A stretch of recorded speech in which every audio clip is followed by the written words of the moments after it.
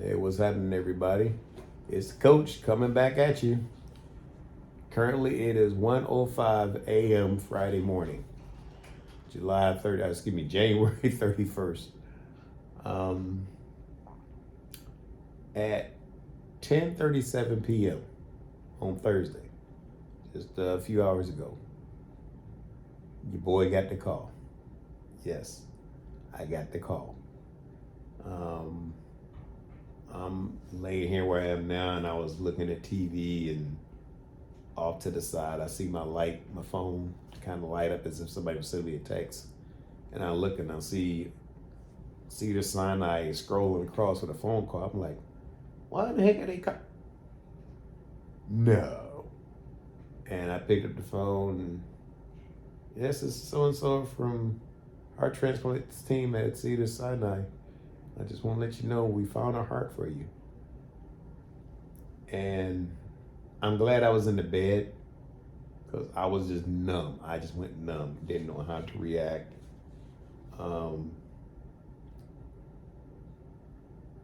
I just said, like pretty much everybody else when they get a call like that, I said, say that one more time. I want to make sure I'm hearing this correctly. And she started laughing and says, we found a heart you're matched for.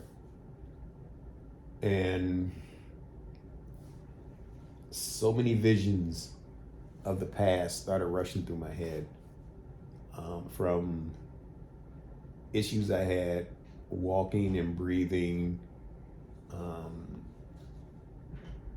times I had issues before I even had my pacemaker, times of being at the hospital and other surgeries. I mean, so many images popped up in my head. And it was almost to the point where it just, and it was going through so fast, it was kind of like zipped up and puff, and then all of a sudden, you're done. You have a heart. Called my wife. She was numb. She was floored. She's thankful. She didn't have more than enough going on, worrying about work and home and all that fun stuff, and it's truly understandable because, me being here, as a man, I feel like I haven't been able to do what I need to do to help support my family because I've been here, and it's been gut wrenching at times. But I was letting her know every storm we have been through, God has seen us through it. Every mental storm, every physical storm, every financial storm. For the last several years with this heart issue I've had, He has seen us through.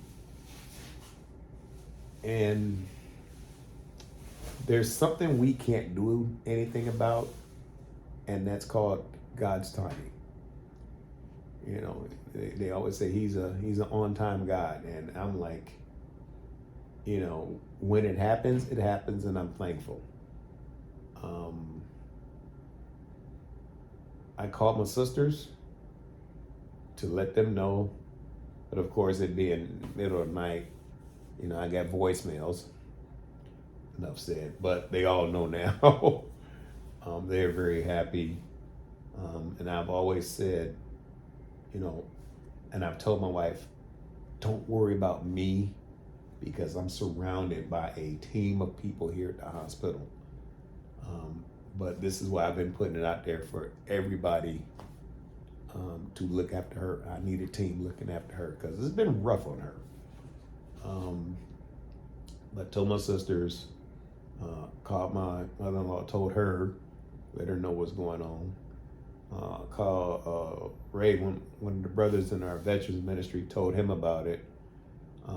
But what I'm doing right now, I'm videotaping a message that will be released when surgery starts. And there's a reason for that. We've seen in the past, being part of a group on Facebook called LVAD Friends, where people say, hey, I got the call. And they go in getting ready to have their heart surgery, and all of a sudden they can't do the surgery because something's wrong with the heart. We, being me and my wife, we came to an agreement that should I get the call, this is exactly what we're going to do. I will do a message, and then once she gets word that the surgery has started, she will release this message I'm doing right now to let you guys know I got the call and I'm currently in surgery. So by the time you see this, I'm going to be under everything and they working on me. The biggest surprise I got out of that news I just got is when the nurses on the floor heard I had the heart. It's normally always quiet around here, and there's times where I've seen them have their meetings in the morning or late evening as far as like team gathering and hey, great job and all this stuff. I ain't never in my life heard people screaming, hollering, hugging each other, high-fiving because of me. And I've always said, these nurses, this whole nursing staff know everything about me. And I made it my mission to know everything about them. You know, how's your husband? How's your wife? How's your boyfriend? How's your girlfriend? How's your family? How's your parents? How's your dog? How's your cat? How's your vacation you had? I mean, that's the way I made it family, you know, and I'm the one who's always upbeat and putting a smile on their face and having fun with them, and they love coming in here. We just sometimes on their breaks to spend a few minutes and just sit down and chat with me, see how I'm doing, and you know, it made the relationship between me and the medical staff here much better. And it wasn't just the nurses; it was also with,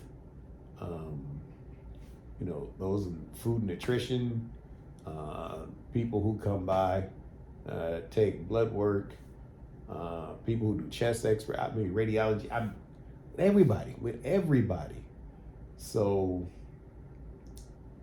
yeah, we are all happy. We're all happy, and she will release this. My wife or my sister will release this. Like I said, once surgery starts. So, let me put this out there. Thank you to everybody who's been praying for me and my family. This has been a long time coming, but I'm thankful the time is here. I'm just eager to finally be able to get in the pool. You know, I'm eager to finally be able to take a shower. I'm eager to finally walk outside in the rain with no shirt on. It's going to be interesting to learn how to live without the equipment in my body anymore. Between the pacemaker and the LVAD, now I have the wires coming out of my body. I don't have to carry no batteries around. I'm free. The chains have been broken. And I can't wait to get to that point.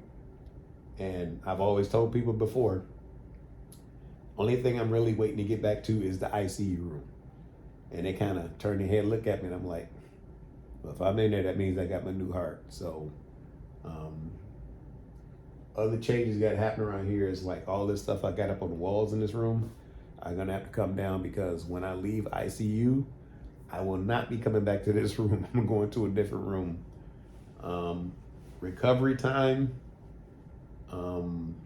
probably 5 to 6 weeks.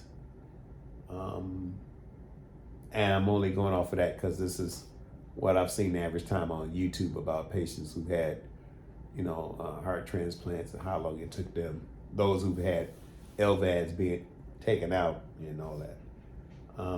But that's what I'm going off of. So I'm kind of telling myself I will be going home mid to late March, which would be great. And then probably with 2 or 3 months of, you know, rehab, cardiac rehab and all that fun stuff, I should be a new man by 2 or 3 months after that. and which is in time for what? Football season. Yes, I am. You better believe it.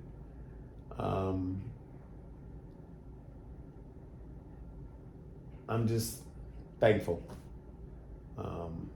I still have to do a chest x-ray, get a COVID test done, lab work. They just did the EKG not long ago. So they want me to get some sleep, which is 1:15 in the morning now. So I'll probably pray a lot and probably cry like a baby in order to get to sleep, because I'm still kind of too excited to go to sleep yet. But I'm gonna force myself. I turn out these lights and go at night. So